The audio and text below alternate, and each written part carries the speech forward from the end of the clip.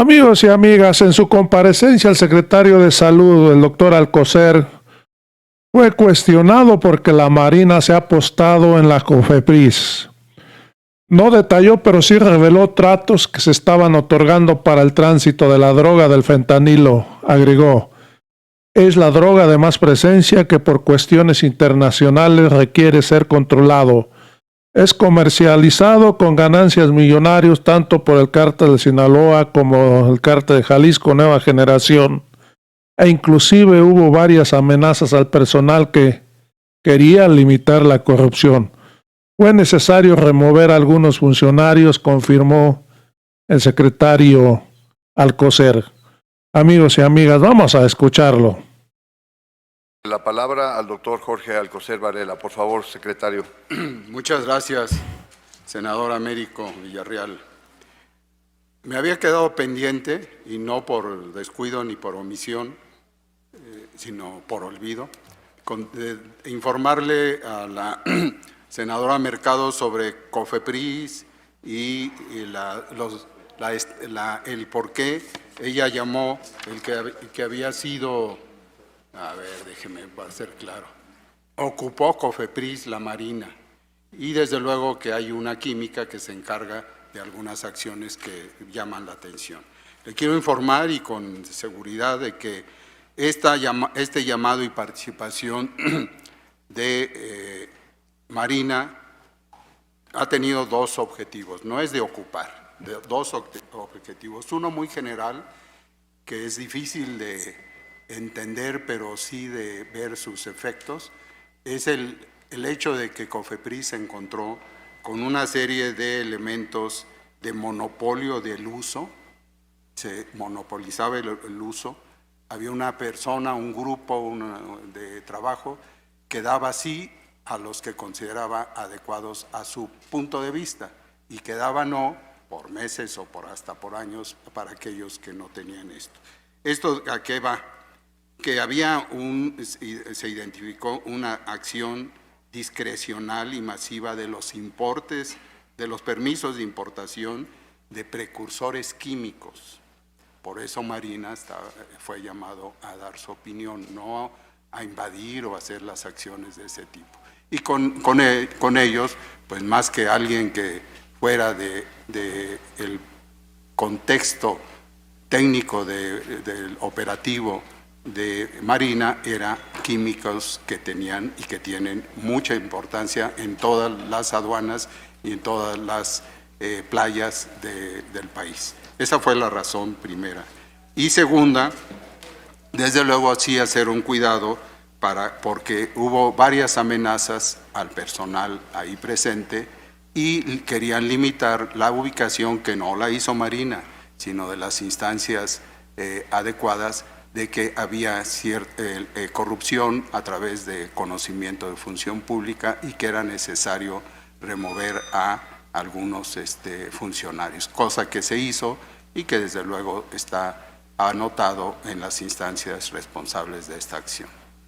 Para lo cual nosotros tenemos un camino más seguro de COFEPRIS, quiero señalarlo, tal vez en algún momento COFEPRIS o sus integrantes puedan dar más detalles, un cambio rotundo, un cambio que ha hecho que esta institución tan importante de integración con la salud, con la Secretaría de Salud, tiene una tarea de verificación, de regulación y que ocupó de inmediato la necesidad de hacerlo esto en equivalencia con las otras símiles en el mundo, como es la FDA de Estados Unidos, para cumplir con lo que en las vacunas nos era obligado.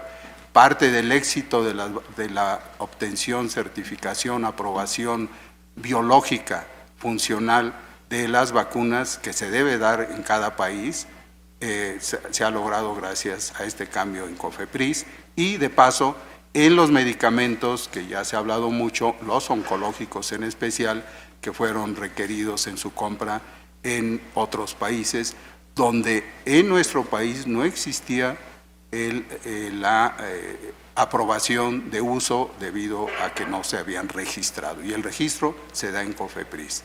Esto no es nada más una acción, digamos, ligada a México. De hecho, de inmediato esto ha logrado que varias de las vacunas que se han aprobado en México en una acción eficiente, rápida y desde luego segura, se han aprobado antes en COFEPRIS de México que en otros países. Esto desde luego es una noción objetiva, clara de lo que ha sucedido. Esto lo tenía yo pendiente, y los precursores químicos, ustedes saben, no voy a definirlo más ampliamente, el fentanilo. El fentanilo, si hoy se quiere operar una persona, si no hay fentanilo, se puede operar bajo la anestesia de otros medicamentos, pero no el indicado, no en todos los casos, por los médicos. Y el fentanilo es la droga de más presencia por cuestiones internacionales del crimen organizado en nuestro país, y requiere ser controlado también por eso. Estas son las piezas de esta interacción y no tienen otra necesidad de hacerlo. Bien, también rápidamente, no es mi preferida la senadora Mercado, aquí todas son las, y digo todas, son las preferidas, porque los hombres, pues, bueno, también. Sí es cierto, el gasto de bolsillo es algo inhumano, ¿sí? Y es todavía, pero quiero señalarles, y estoy de acuerdo que aumentó durante la pandemia, no hay duda, y que lo voy a señalar. La necesidad de un tanque de oxígeno para un individuo de la Ciudad de México o del estado de Chiapas o donde sea, costaba más de la mitad del ingreso de un agente. Y esto se ayudó como ejemplo haciendo una adecuación, en este ejemplo, puntual para esos fuentes de oxígeno que requerían, no los que ya habían salvado el COVID inclusive, o para prevenirlo. Y esto desde luego es variable, pero sí, el 40% sí refleja el promedio de lo que sucedió en el país. No estoy diciéndolo, pero también generó en la pandemia acciones para ello, como les refiero. Ahora, si tuviéramos, toco madera, no lo vamos a tener, otro repunte importante con necesidad de ventiladores, pues vamos a necesitar generar oxígeno, y el oxígeno en un sistema ya más entendido, pues puede ser en estos generadores, algo que ya no nos va a sorprender, como tampoco los ventiladores, etcétera. Yendo al punto claro, la gratuidad. Se indicó, y a partir del 1 de enero, progresivamente, ustedes tendrán toda la razón de que esto no ha sido la rapidez que uno quisiera. Hay acciones que inclusive biológicas como médico, que yo quisiera que un paciente que se recupera de una cirugía, pues fuera en 4 o 5 días, y no, puede pasar más tiempo. Y en este caso la gratuidad, se asignaron en 2020, como ejemplo de los Institutos Nacionales de Salud, 6,312.5 millones de pesos para empezar a hacer eso. ¿Qué quiere decir? Que el paciente ya no sale a la farmacia, algunos hospitales ya no tienen farmacia adherida ahí, porque la distribución con los distribuidores que ha señalado el maestro Ferrer son los encargados de surtir a los almacenes de los hospitales de esos medicamentos.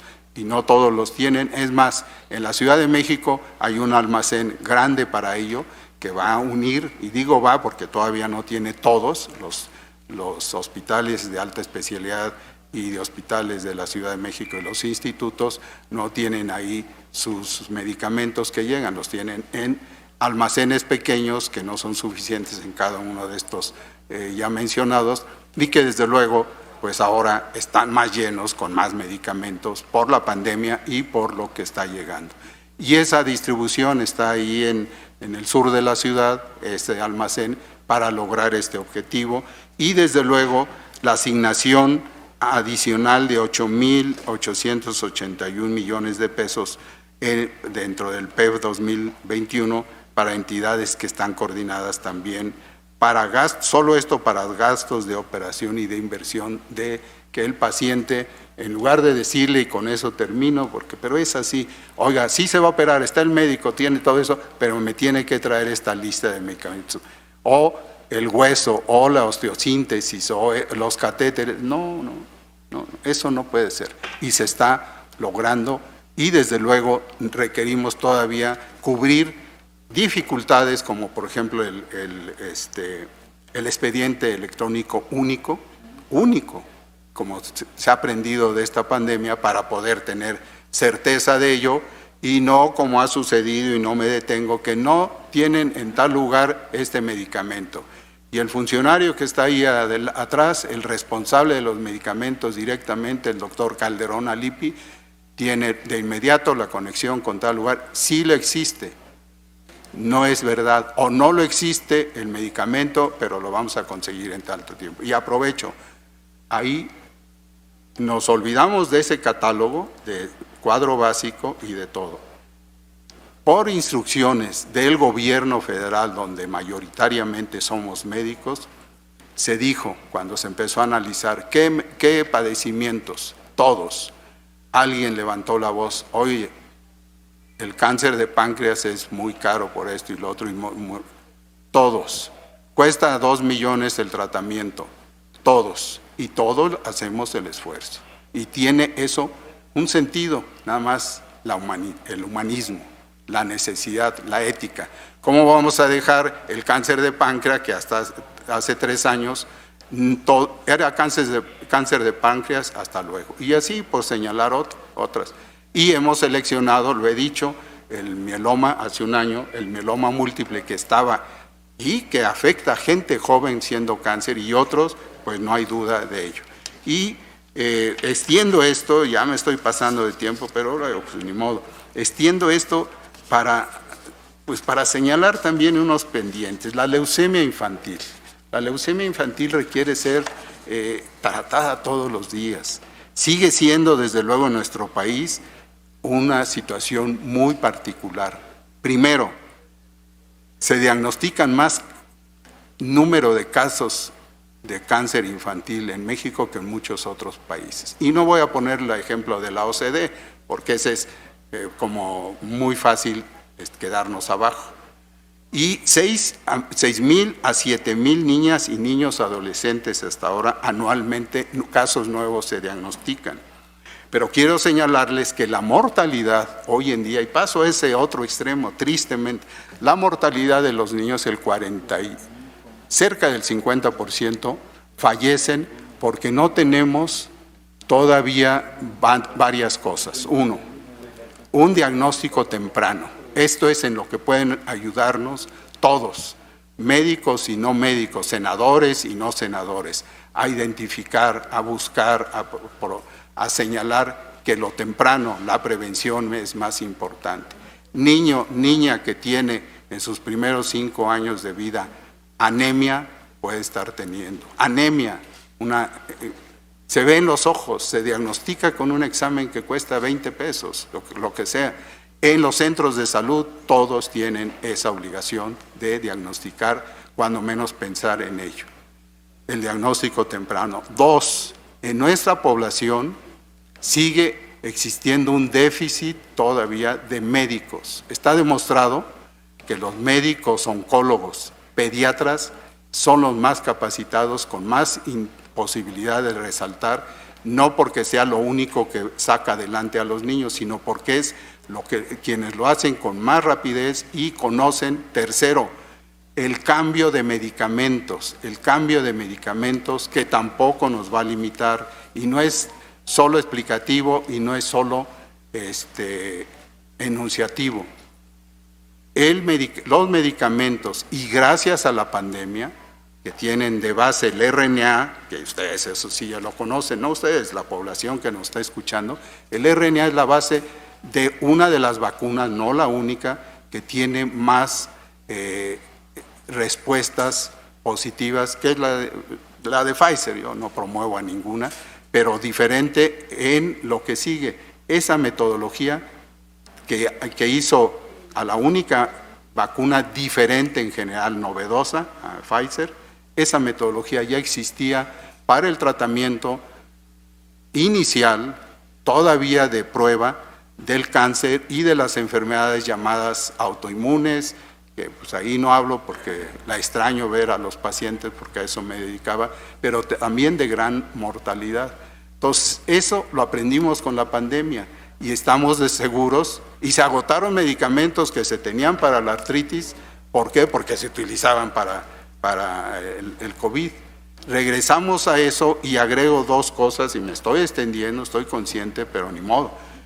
No solo son medicamentos, diagnóstico clínico, no solo medicamentos, sino también muchos casos requieren trasplante de médula y muchos otros requieren también radioterapia. Y nosotros, y al especialista, pues hemos estado con cifras.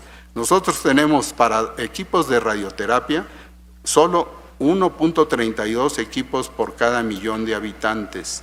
Y esos equipos, hoy en día en otros, la recomendación es tener por cada millón de habitantes de un país de 5 a 6 equipos de radioterapia. Estamos en ello. Yo tenía y tengo desde luego la intención de comunicarlo esto a la senadora de Aguascalientes, ¿cómo se llama? Cecilia, ¿sí?